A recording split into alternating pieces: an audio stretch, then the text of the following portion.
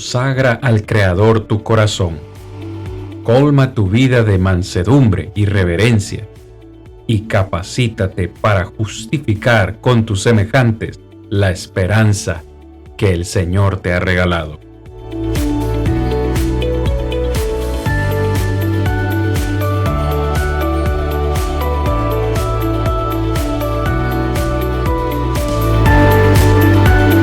Yo soy Cristian Vargas, evangelista de Plainview Iglesia de Cristo, y este es su programa, Defendamos Juntos la Esperanza. Muy buenas noches para todos, siempre con un poquito de problemas técnicos. Espero que ya me estén escuchando. Les decía, mis amados hermanos y amigos, muy buenas noches para todos. Un abrazo a la distancia de este servidor de ustedes, Cristian Vargas, desde acá, desde Hazel Green, Alabama. Estamos listísimos ya para el episodio de hoy. Siempre me gusta incitarlos, siempre me gusta invitarlos más bien a que ustedes también sean partícipes de este programa. Recuerde que Defendamos Juntos la Esperanza es un programa por y para la Iglesia del Señor y también para todas las personas que quieran escucharnos, y queremos que ustedes también sean parte de este programa. Recuerde que en esta tercera temporada en particular estamos facilitando para ustedes un correo electrónico. Si a usted se le da con facilidad el correo electrónico, el nuestro es ministerio.dejulaes@gmail.com. Creo que, sí, ahí lo tengo para ustedes. Si gusta copiarlo, puede hacernos llegar sus preguntas o sus comentarios también a ese correo, ministerio.dejulaes@gmail.com. Lo vamos a dejar acá por un momento mientras voy también anunciando. Este es ya nuestro segundo episodio de esta tercera temporada. El día de hoy, por causas diversas y ajenas al control de este servidor, mis tres hermanos que siempre me acompañan hoy no van a poder estar conmigo, así es que este servidor será quien les traiga la lección a cada uno de ustedes. Hoy estaremos solamente ustedes y yo. El tiempo siempre nos gana, hermanos, y hoy vamos a estar hablando en esta segunda lección o en este segundo episodio acerca de la manía del milenio, pero parte 2. Hemos querido hacer una segunda parte porque nos ha parecido muy importante sentar las bases de esta doctrina del premilenialismo. Muy importante, hermanos, sentar las bases para que usted conozca muy bien cuál es esta doctrina, qué dice esta doctrina, qué afirma esta doctrina, para que luego, cuando pasemos a defenderla bíblicamente, usted ya entienda un poco mejor de qué estamos hablando. El día de hoy debo decir que va a ser una lección muy histórica, hermanos, porque como mencionábamos la semana anterior, hay una manía milenaria en el mundo religioso de hoy. Es decir, constantemente los predicadores modernos predicen que la venida del Señor está cerca. Bueno, esto también lo dijo el apóstol Pedro hace más de 2000 años. Pero muchos ponen mucho énfasis en eso, que la venida del Señor está cerca. Quizás la gran mayoría de nosotros lo desconocemos, ¿verdad? Pero acá en los Estados Unidos, específicamente allá en el siglo XIX, del siglo XIX en adelante, comenzó a surgir este movimiento de esta doctrina premilenialista, y grandes predicadores acá en los Estados Unidos, prominentes hermanos, han contribuido a fortalecer esa doctrina. Algunos de ellos yo los recuerdo aún de niño, estando en mi país, escuchaba nombres como Jimmy Swaggart, como Adrian Rogers. Sé porque he escuchado a algunos hermanos de la Iglesia del Señor que escuchan predicaciones de Adrian Rogers, y algunos me han dicho, es que es un predicador muy bueno, e incluso pareciera ser miembro de la Iglesia de Cristo, porque su doctrina es muy similar. Hombres como Pat Robertson, Hal Lindsey y Billy Graham. Tal vez usted ha escuchado esos nombres. Lo cierto del caso es que hay una locura, hermanos, hay una locura milenial en el mundo religioso de hoy. Y es por eso que, aunque es algo que estamos viviendo hoy, debemos decir que no es algo nuevo, sino que, como hemos dicho ya, tiene bastante historia y queremos compartir esa historia con ustedes esta noche. El primer punto que quiero considerar con ustedes, hermanos, es acerca del movimiento milerista. Este movimiento comenzó a surgir en el año o en el siglo más bien XIX, acá en los Estados Unidos. Y este movimiento tiene su nombre o su origen, el origen de su nombre, milerista, es precisamente debido a un hombre que se llamó o se llamaba William Miller. William Miller. Este hombre nació en el año 1782, un agricultor de Vermont que se convirtió a la iglesia bautista. Es interesante lo que vamos a mencionar hoy porque hoy nosotros conocemos lo que es la iglesia adventista del séptimo día. Vamos a ver exactamente cómo nació la iglesia adventista del séptimo día. Estamos diciendo que este hombre Miller se convirtió a la iglesia bautista y estando en la iglesia bautista se convirtió en un predicador laico, es decir, un predicador independiente. Él no manifestaba ser seguidor de ninguna religión. Este hombre Miller, por lo menos se dice que estudió diligentemente la Biblia y especialmente libros proféticos como Daniel y Apocalipsis. Sin embargo, en ese estudio que él hizo de la Biblia cometió dos grandes errores importantísimos en el estudio de la profecía bíblica. Esos dos errores fueron los siguientes, mis hermanos. El primero, decidió, decidió él que un día siempre van a representar un año. Esto es un gran error. Lo mencionamos la semana anterior. Textos como Números 14:34, usted lo puede revisar luego en su Biblia. Números 14:34 es un texto donde Dios, hablando con el pueblo de Israel, les dice que por 40 años, ellos van a andar en el desierto. De hecho, les dice, sus hijos son los que van a entrar a la tierra prometida. Ustedes van a morir mientras anden peregrinando en el desierto por 40 años. Ustedes van a morir y sus hijos son los que van a heredar la tierra prometida. ¿Por qué? Porque a ellos les tomó 40 días reconocer la tierra y en ese texto el Señor les dice que por cada día ellos iban a sufrir o a peregrinar 40 años en el desierto. Es decir, lo que Miller concluyó es que un día siempre representan 1000 años. Y esto es un error. Lo mencionamos la semana anterior.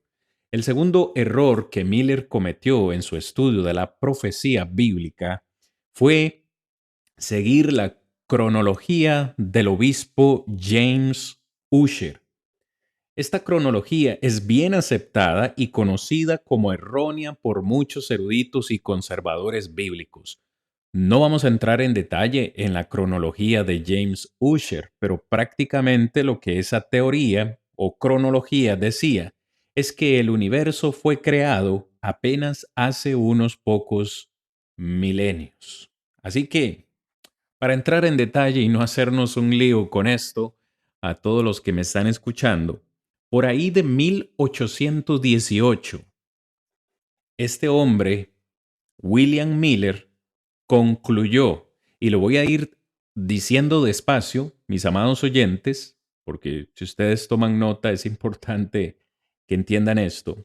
Miller concluyó, basado en Daniel 8:14, que los 2300 días iban desde que fueron reconstruidos, los muros de Jerusalén hasta la segunda venida de Cristo.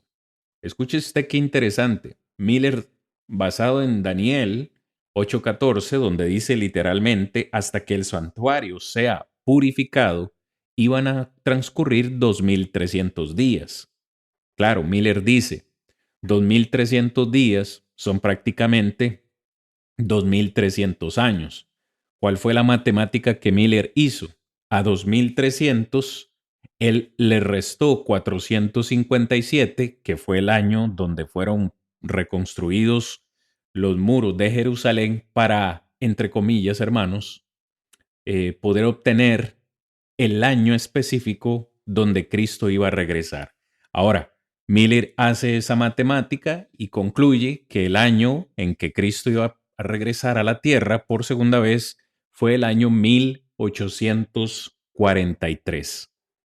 En el libro A Religious History of the American People, por Sidney Armstrong, se lee, refiriéndose a Miller: así me trajeron al final de 2 años de estudio de las Escrituras a la solemne conclusión de que en aproximadamente 25 años a partir de este momento, es decir, 1818 más 25, 1843, todos los asuntos de nuestro presente estado serán liquidados. Escuche bien. Tal vez lo estoy diciendo de manera compleja, pero vamos a resumirlo en palabras mías o en palabras del buen español.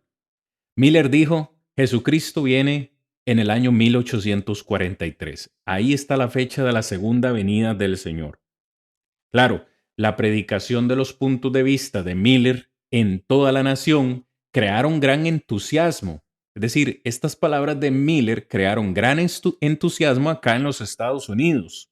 Escuche, al punto de que decenas de miles de personas comenzaron a prepararse para el regreso del Señor en marzo de 1843.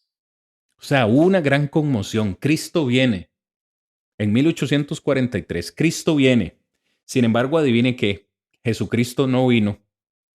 No vino. Entonces, como su predicción falló, el señor Miller volvió a fijar otra fecha en 1844.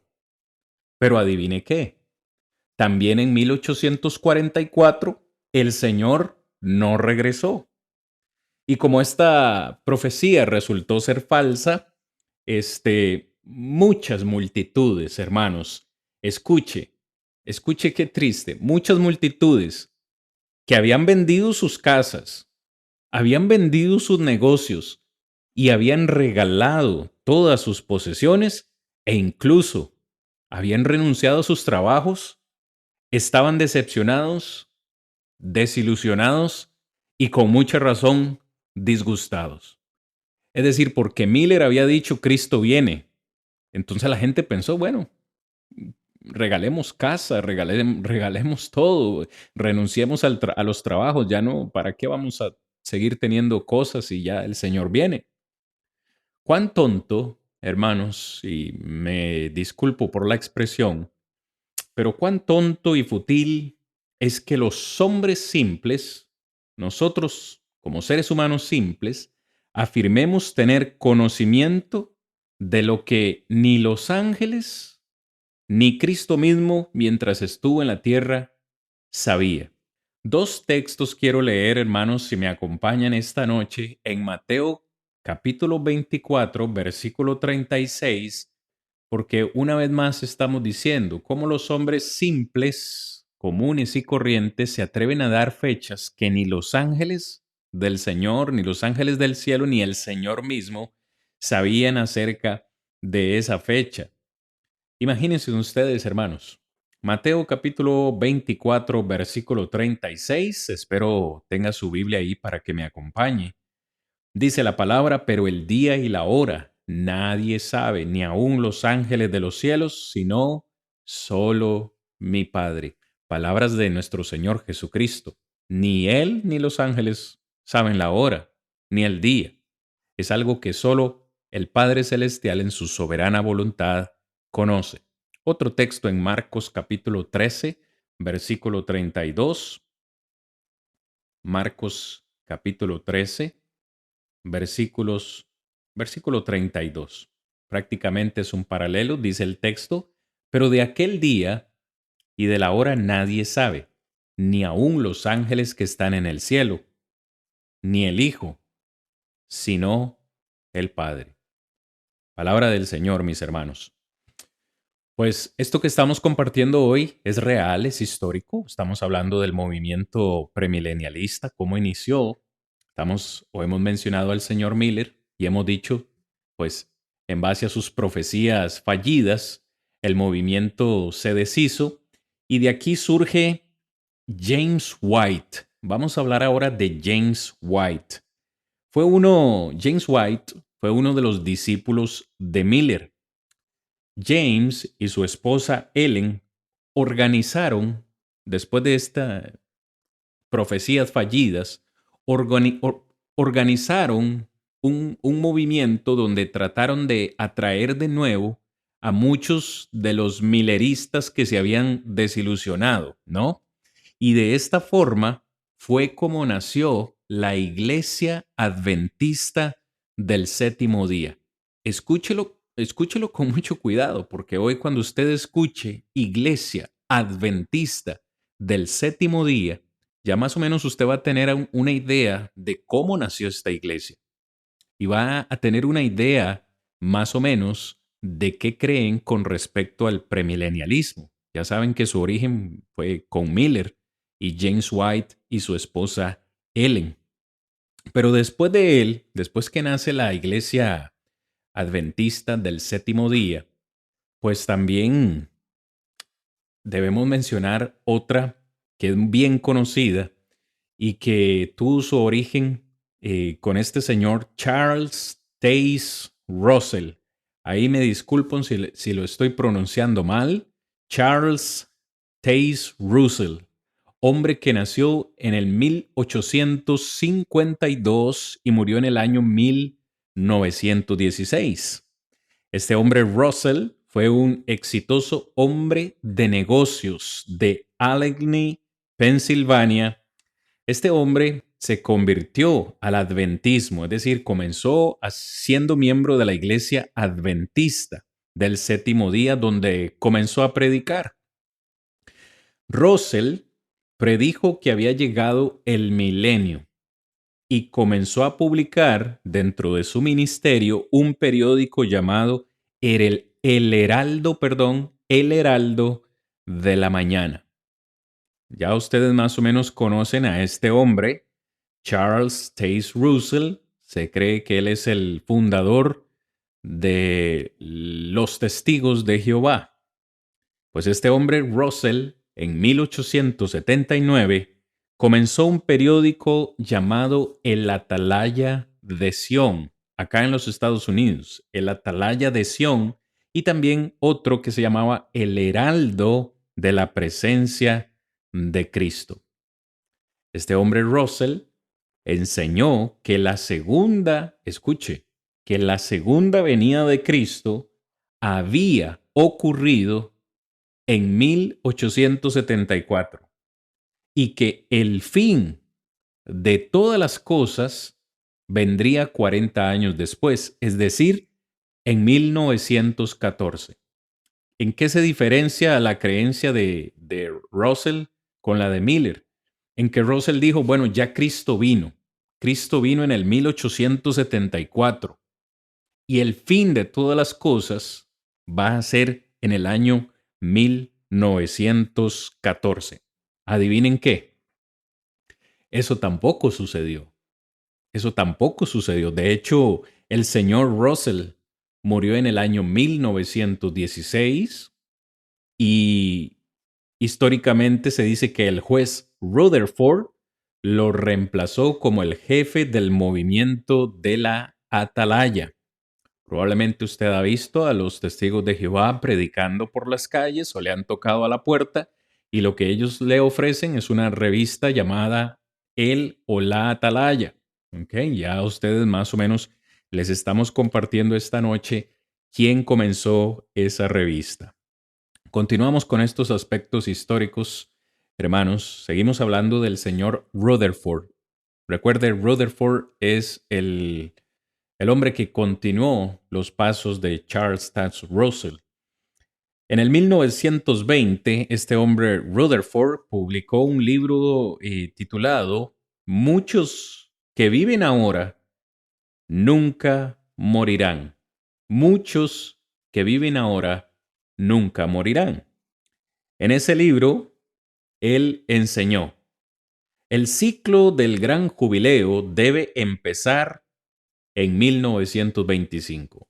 Noten una vez más, hermanos, qué interesante como una y otra vez hombres comunes y corrientes siguen y han intentado establecer una fecha posible, no solo para la venida del Señor, sino para el fin del mundo. Este hombre dijo, todo debe comenzar en 1925. Y dijo en su libro, en ese momento, la fase terrenal del reino será reconocido. 1925 marcará el regreso de Abraham, Isaac, Jacob y los fieles de antaño. Debo preguntarlo de nuevo. Adivinen qué sucedió. Nada. Hay un libro que yo se lo recomiendo a usted leer, Profecías fracasadas de los testigos de Jehová. Si usted puede conseguir ese libro, le va a ayudar mucho porque aquí estamos prácticamente mencionando por encima algunas de estas profecías, pero son varias. Profecías fracasadas de los testigos de Jehová. La última de una larga de series de fechas establecidas por los testigos de Jehová para la conclusión del presente sistema de cosas fue en 1975. Es decir, durante todos esos años, hasta 1975, hubieron una serie de profecías fracasadas en la que ellos decían, viene Cristo, viene el Señor, y nunca sucedió. Porque realmente sabemos y entendemos, mis amados, que es insensato pensar en que nosotros podríamos establecer una fecha en la que ni siquiera nuestro Salvador podría haber dado ese dato. Continuando en estos aspectos históricos, en el libro Vida Eterna en Libertad de los Hijos de Dios en 1966, se sugirió que 1975 podría ser el comienzo del milenio. ¿Cuánto tiempo más será? Surgió en esa pregunta en un libro en Awake del 8 de octubre de 1966. De nuevo, en este año 1966, o el 1975 más bien, muchos de los miembros de estos grupos renunciaron a sus trabajos, vendieron sus negocios, sus hogares, renunciaron a sus trabajos, como ya lo mencioné, y se dedicaron a tiempo completo a dar testimonio de lo que vendría, supuestamente, en el año 1975. Digo yo, ya de por sí es insensato, imprudente, eh, poder siquiera pensar en la posibilidad de dar una fecha de la venida de Cristo. Cuán más insensato es que alguien pueda creer en estas profecías, que pueda creer en hombres, pues mucha gente lo hizo, mucha gente lo hizo. Y estoy seguro que muchos estarían dispuestos hoy en día a también dejar sus casas y demás, dejar sus propios trabajos, siguiendo falsas doctrinas. Ellos, como las primeras víctimas, hermanos, de los predicadores milenarios, tuvieron sus esperanzas desvanecidas y muchos abandonaron también ese grupo. Así que un artículo apareció en la Atalaya del 15 de marzo de 1980. Escuche, esto lo tuvieron que publicar en la revista de la Atalaya. Usted puede, cuando le lleguen a predicar, pida una edición de la revista del 15 de marzo de 1980, donde tuvieron en su propia revista que reconocer que habían cometido un error, que habían fallado y que no habían podido predecir la venida de Cristo. Quiero leerles un texto en la palabra del Señor. Quiero leer en el Antiguo Testamento, hermanos, en Deuteronomio, Esta es clave. Si usted me está escuchando, este texto es clave si usted quiere saber quién es un verdadero profeta. ¿Quién es un verdadero profeta? ¿Quién es un verdadero siervo del Señor? Usted tiene la respuesta aquí mismo en la palabra del Señor. Deuteronomio capítulo 18, versículos 21 y 22. Vamos a leerlo todos juntos. Dice así Deuteronomio 18, 21 y 22. Y si dijeres, y si dijeres en tu corazón, ¿cómo conoceremos la palabra que Jehová no ha hablado? Si el profeta hablare en nombre de Jehová y no se cumpliere lo que dijo, ni aconteciere, es palabra que Jehová no ha hablado. Con presunción la habló el tal profeta. No tengas temor de él. En este tiempo el Señor le dijo al pueblo de Israel, si un profeta dice que habló en el nombre de Jehová y lo que él dijo no se cumple, entonces no le crean, porque no ha hablado palabra del Señor, no ha hablado palabra de Jehová. Hoy es muy sencillo saber cuándo un hombre es de Dios y cuándo no, cuándo una doctrina es de Dios y cuándo no. La respuesta está aquí mismo en la palabra y es por eso que presentamos o queremos presentar en este programa la evidencia bíblica de la doctrina del premilenialismo. Aquí usted se va a dar cuenta quién tiene la razón, los hombres o la palabra del Señor. Todos estos predicadores que hablan acerca del milenio, acerca de que son 1000 años literales, acerca de que Cristo ya viene, todas esas preguntas, todas esas dudas que usted pueda tener con este tema, la palabra del Señor nos va a ayudar a responderlas.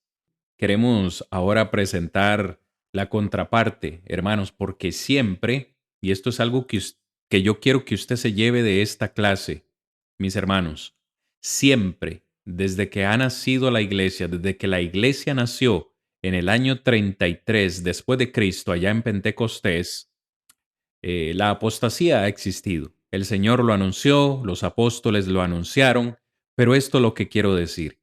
Siempre ha habido, en cada época, han habido hombres y mujeres valientes que no han tenido temor de levantarse, de ponerse en pie y con denuedo defender la sana doctrina del Señor. Y gloria a Dios por eso.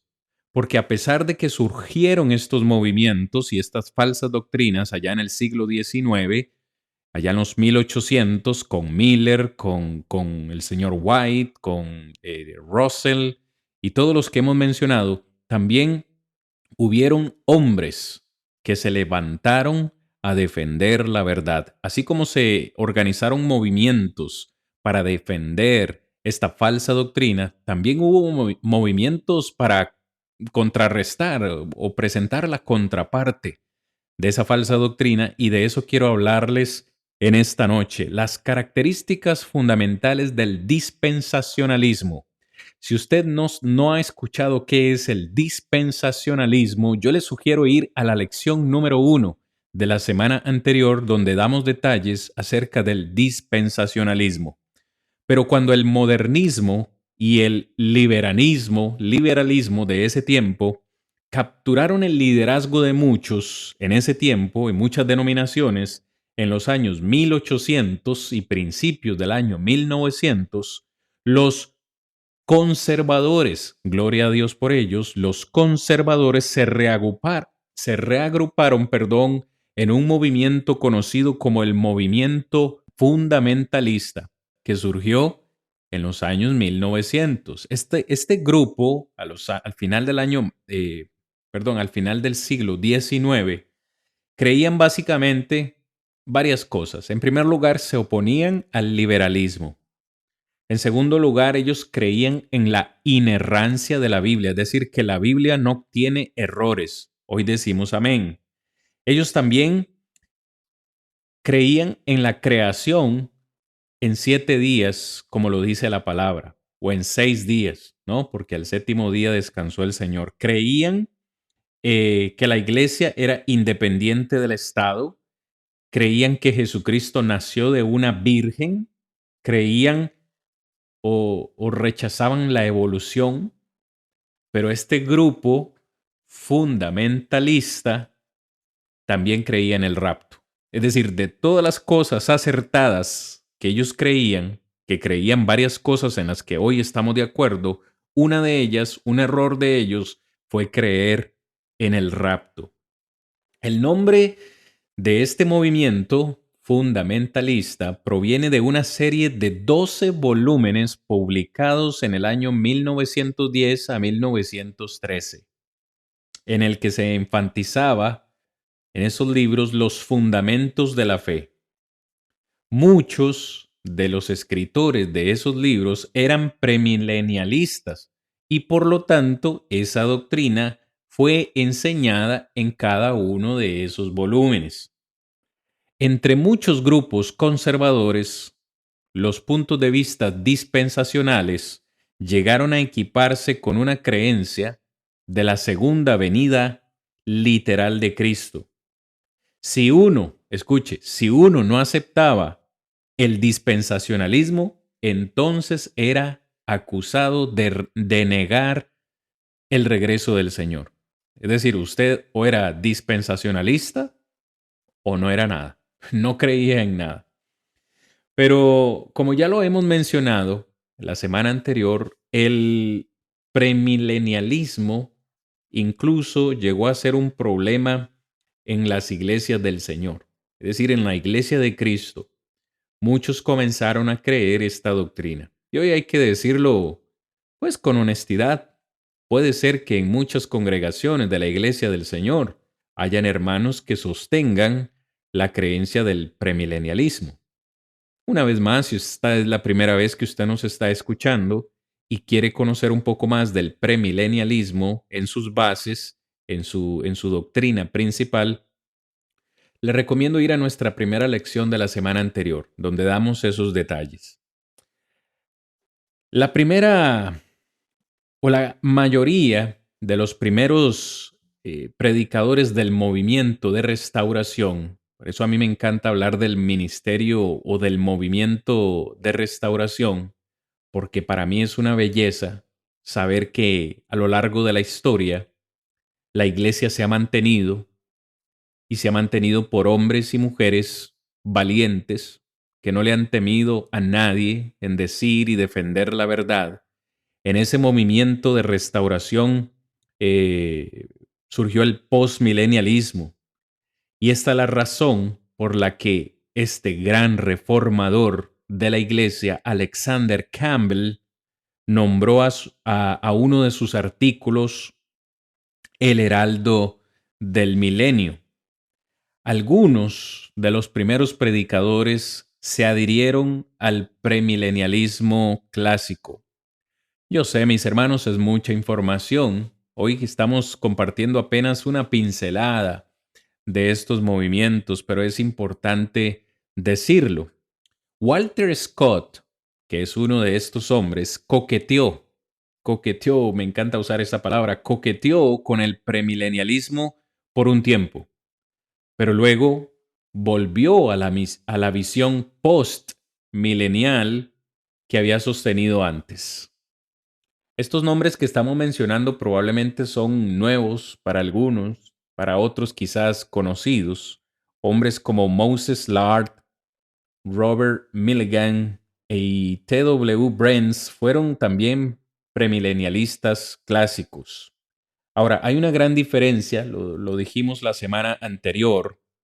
Debemos recordar que el premilenialismo clásico no hace que la iglesia sea una ocurrencia tardía o que el plan de Dios sea un fracaso como lo hace el dispensacionalismo, perdón. Ellos tienen esa diferencia, aunque ambos están equivocados, difieren en esa parte. Estos hombres no presionaron sus puntos de vista premilenialistas para la división de la iglesia como lo hicieron otros después.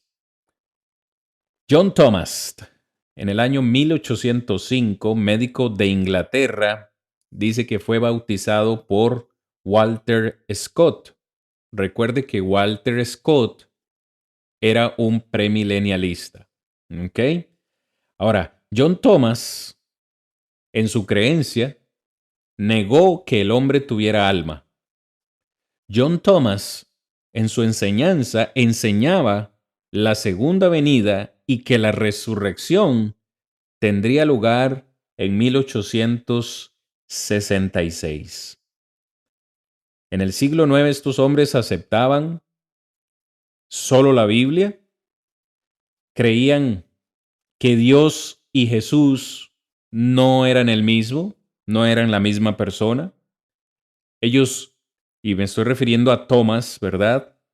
Como discípulo de Scott, creían o no creían que el Espíritu Santo era una persona, no creían en el alma, como ya lo mencioné, tampoco creían en el infierno y tampoco creían en la preexistencia de Cristo.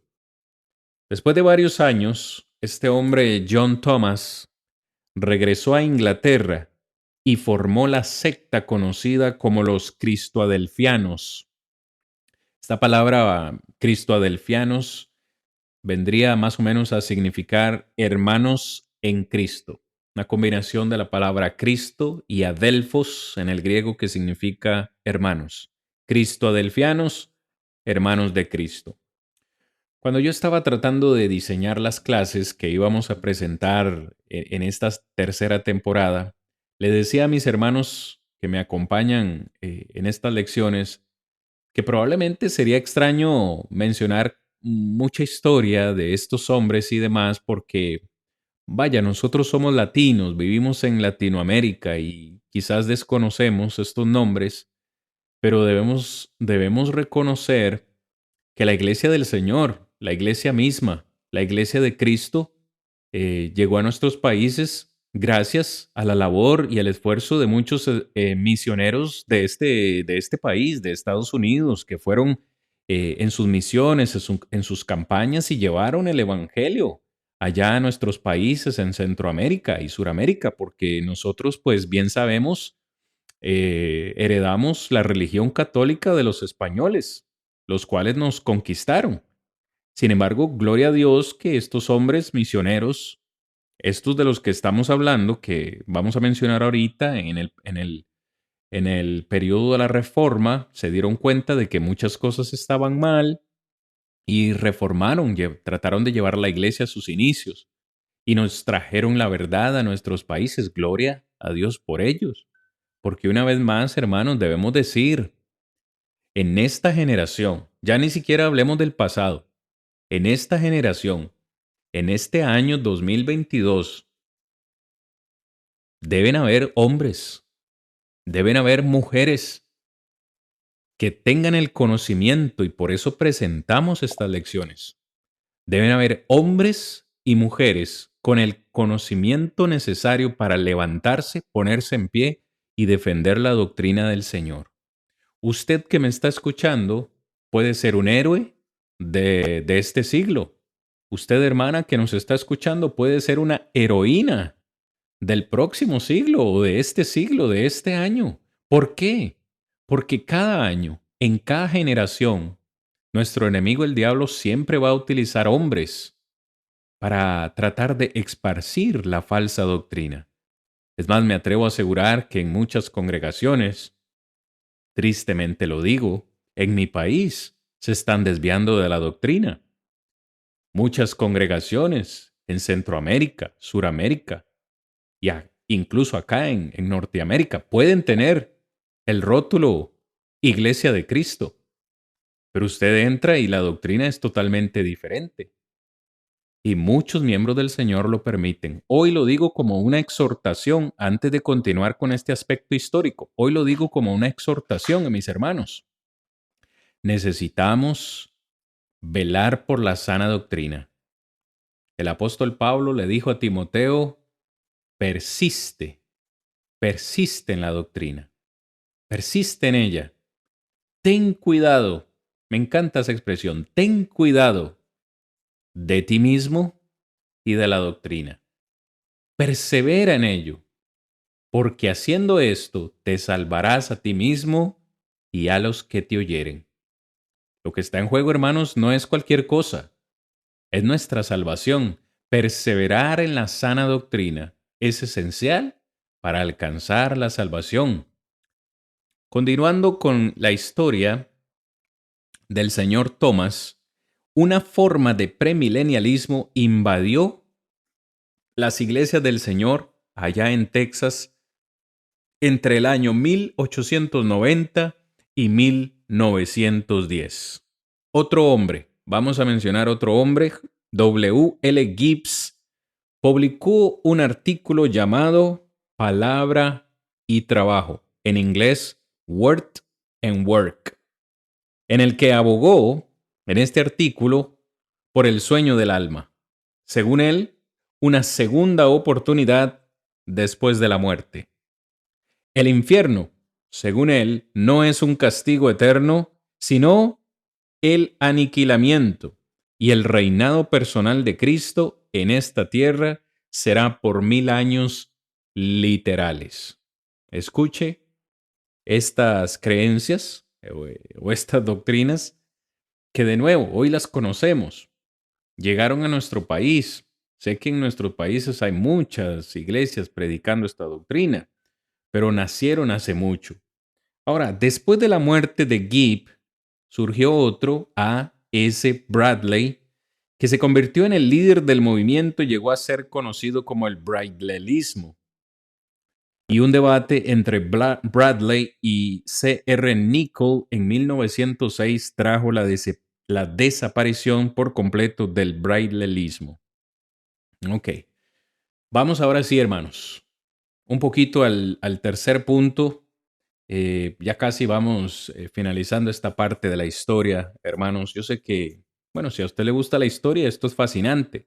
Hay otros que tal vez no desean conocer un poco de historia y quisiese que fuéramos a la Biblia de una sola vez.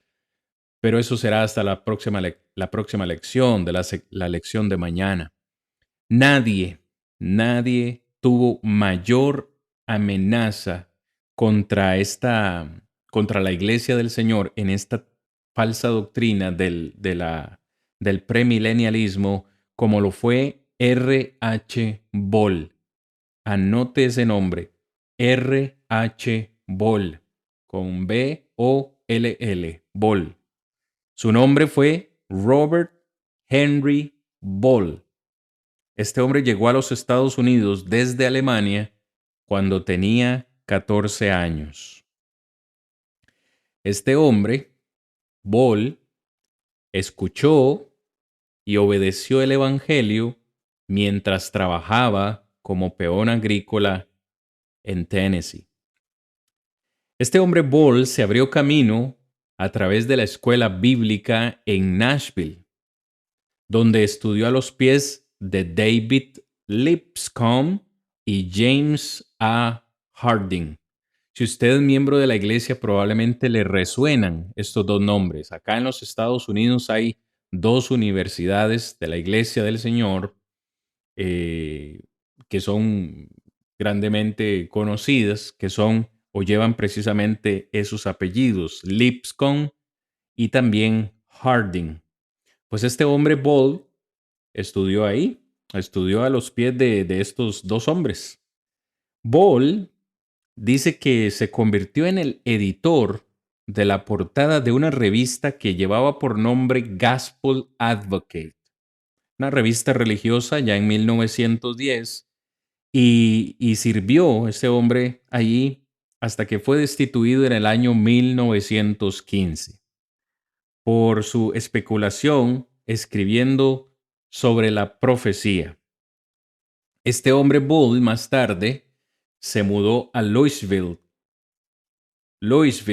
Kentucky, donde editó un artículo llamado también, el artículo llamado Palabra y Trabajo, que mencionamos hace tan solo un momento. Vean ustedes qué interesante, hermanos. Este hombre, Ball, era un dispensacionalista. Es decir, no era premilenialista, era dispensacionalista. ¿Usted quiere conocer la diferencia? Le invito a ir a la lección número 1. Ahí encontrará las diferencias. Este hombre Ball utilizó su periódico, la revista esta, ¿no? El Gospel Advocate, para difundir su punto de vista del dispensacionalismo, perdón, entre las iglesias de Cristo. Y figúrese, utilizó esa revista para hacer llegar su doctrina a los miembros de la iglesia del Señor. Cerca de ese año también H. Leo Bolles realizó un debate escrito con Boll sobre ese tema. Una vez más, no sé si decirlo de esta forma, mis amados oyentes, que se levanten falsos maestros no es el problema. Que se levanten falsas doctrinas, hasta el Señor lo anunció, no es un problema. El problema, diría yo, es que los miembros del Señor, de la iglesia del Señor, que conocemos la verdad, nos quedemos callados.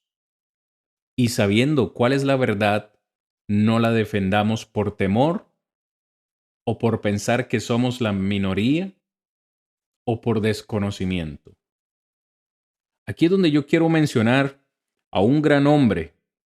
Aquí no estamos por seguir hombres, claro, pero es que han habido hombres que han hecho una gran labor por defender la doctrina del Señor. Y yo quiero que usted anote este libro. Si a usted le gusta indagar, digo, y buscar más información. Foy E. Wallace Jr. Así como suena. F-O-Y. Foy E. Wallace Jr. Este hombre fue el responsable de derrotar el dispensacionalismo en la iglesia. Es decir, fíjese, yo les acabo de mencionar que Ball utilizó la revista Gospel Advocate para hacer llegar la falsa doctrina del dispensacionalismo hacia las iglesias del Señor. Y cuando este hombre comenzó a hacer eso, por este otro lado también se levantó el señor Foy E. Wallace Jr. para defender la doctrina del Señor. Y no solo la defendió, sino que fue el responsable de derrotar esa falsa doctrina en la iglesia del Señor allá en el tiempo o en el periodo del movimiento de restauración. El señor Foy E. Wallace debatió con Charles Neal en Winchester, Kentucky, allá en el año 1933. Se llevó un segundo debate en Chattanooga, Tennessee, en junio del mismo año. Qué interesante, hermano. Poco veo ahora los debates públicos, abiertos, donde se defiende un punto o se defiende una doctrina. Pero esto es necesario. Ahora, curiosamente, Foy E. Wallace utilizó el mismo método, utilizó la misma revista, el Gospel Advocate, para defender la sana doctrina del Señor. Ese señor editó esa revista desde 1930 hasta 1934 para librar una guerra impecable contra el premilenialismo. En 1945, Wallace expuso el premilenialismo en una serie de reuniones en el Music Hall de Houston, Texas. ¿Sabe qué es lo más maravilloso de todo, mis hermanos? Y esto es lo que les quiero decir. Gloria a Dios por esto. Desafortunadamente no lo tenemos en nuestro idioma, pero el trabajo que el señor Wallace hizo fue tan extenso y fue tan dedicado que la serie de sermones que el señor Wallace predicó o presentó fueron posteriormente impresos en un libro titulado La Palabra Profética de Dios. Es un libro que está únicamente en inglés. Por lo menos este servidor, antes de dar esta lección, se dio a la tarea de buscar este libro para ver si estaba en español, para poder de alguna forma facilitárselos a ustedes, hermanos, porque es un libro donde se presentan una serie de sermones para contrarrestar o defender esta falsa doctrina. Imagínense que es un libro que tiene aproximadamente eh, casi 800, si no me equivoco, si no recuerdo mal, 700, 800 páginas con puros sermones y clases donde se debate el dispensacionalismo y también el premilenialismo. Desafortunadamente lo he encontrado solo en inglés. Acá en Estados Unidos lo podemos conseguir por $80 en Amazon. No, no estoy haciendo propaganda para nada. Pero digo, si usted lee inglés y cree que es un material de utilidad para usted, puede buscarlo. La palabra profética de Dios del señor Foy y Wallace. Ojalá Ojalá Dios nos permita que hayan hermanos valientes, con el afán de escribir, dejar un legado en el español, con sus sermones, con sus clases, defendiendo esta doctrina. Que ese conocimiento, hermanos, quede para las futuras generaciones, porque al dejarlo de forma escrita, de forma grabada como estos programas, no solo estamos ayudando a los del presente, sino también a los que vienen después, a los hermanos y hermanas que vienen en el futuro, a nuestros hijos, a nuestros nietos, bisnietos. Necesitamos hacer que la iglesia prevalezca para siempre, que la verdad prevalezca para siempre, hermanos. El Señor Jesucristo lo dijo, ni las puertas del Hades prevalecerán contra la iglesia. La iglesia no podrá ser destruida, ni la muerte ni el Hades podrá destruir la iglesia. Pero hoy yo debo decir, eso también es posible por la valentía, el coraje de hermanos y hermanas que se levanten de verdad, de todo corazón, amando al Señor, amando su palabra, amando la sana doctrina y defendiéndola. Hoy debemos decir que la doctrina continúa, digo, la falsa doctrina del premilenialismo. Sin embargo, también tenemos recursos, tenemos hermanos y hermanas que pueden defenderla. Este libro, la palabra profética de Dios, es probablemente la refutación más devastadora y completa de todas las formas de error milenario en la imprenta, es decir, de forma escrita. Al día de hoy, y esto puede ser más, puede ser menos, puede que esté creciendo, puede que esté decreciendo, pero al día de hoy solo 81 congregaciones de las más de 13,000 en los Estados Unidos mantienen la enseñanza premilenial y estas congregaciones están ubicadas principalmente en Kentucky, Indiana y Luisiana. Su compañerismo es en gran parte con la Iglesia Cristiana Independiente y otros organismos denominacionales que defienden el premilenialismo. Es decir, no todas las sectas defienden este punto. Imagínense, solo 81 de más de 13,000 que hay acá en los Estados Unidos. No todas creen eso. Creo que algunas han podido entender, digo en cierta forma, que esto es una completa locura, basado en la palabra del Señor, por supuesto, y nosotros no podemos verlo como una locura, mis hermanos. Y si nos llaman locos por defender la verdad, pues seremos unos locos, ¿no? Como vieron a Pablo en muchas oportunidades. A manera de conclusión, hermanos, se nos ha ido la lección de esta noche. Pura historia, pero desde ya les anticipo, la próxima semana, sí que sí, comenzamos a tocar la palabra del Señor, comenzamos a tocar la Biblia y a defender el aspecto del milenio. Vamos a estar hablando la próxima semana acerca de si el milenio ya llegó, si el milenio ya pasó, o si está por venir, o si estamos en él. ¿Qué dice la Biblia? Es lo más importante. La manía del milenio no es nueva, entonces viene y va periódicamente. El premilenialismo representa una seria amenaza para la iglesia del Señor porque separa a la iglesia del reino. Para ellos son dos cosas diferentes. También es peligrosa la doctrina del premilenialismo porque hace que la primera venida de Cristo sea un completo fracaso inoportuno.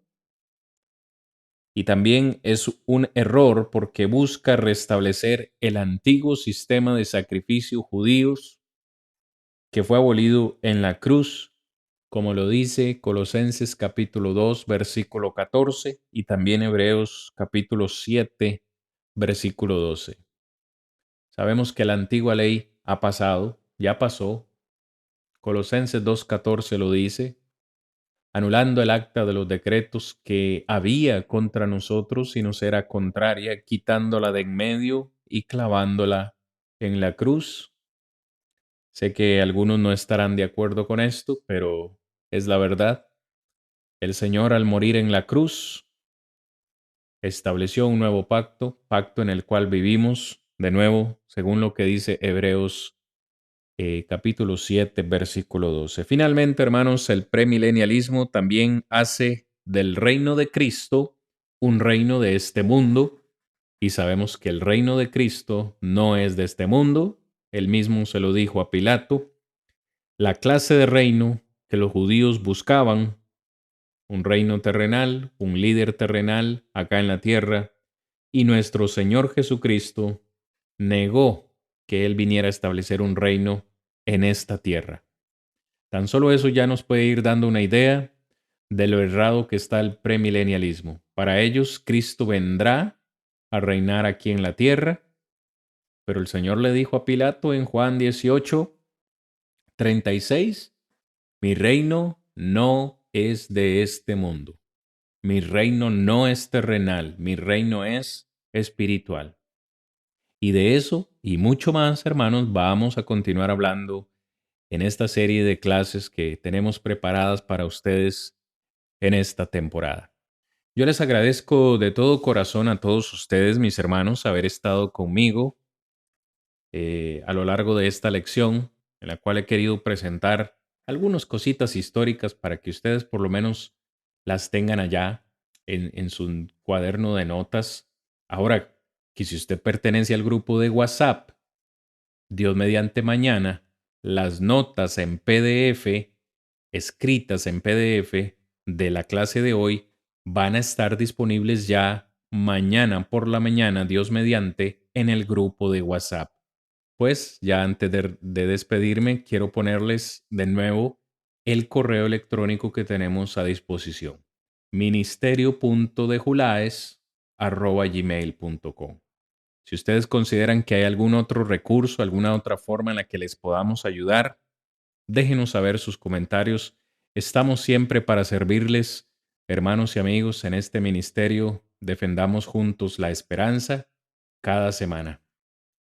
No les robo más su tiempo, mis amados. Ya ustedes han sido muy benevolentes, conmigo al acompañarme hasta esta hora. Así que nos vamos a despedir deseándoles muchas bendiciones, hermanos, a ustedes y a su familia. Y pues invitándolos a estar con nosotros el próximo lunes a la misma hora, por el mismo canal, el Facebook o el YouTube. Y estamos para servirles, mis hermanos. Me honra en gran manera servirles y también dejarles esta noche con una alabanza más de nuestros hermanos que nos cantan bellamente o hermosamente a capela para la honra del Señor. Cristian Vargas les saluda y les desea múltiples bendiciones, hermanos. Hasta la próxima. Son las que busco hoy. Ya voy pronto hacia Él, pronto gozoso y fiel. Cristo llama y salva hoy. Yo me rindo a Él. Yo me rindo a Él. Ya estoy resuelto entrar en su reino, dejando el mundo atrás. Unos se oponen, otros se burlan, pero yo entraré. Ya voy pronto hacia él, pronto gozoso y fiel.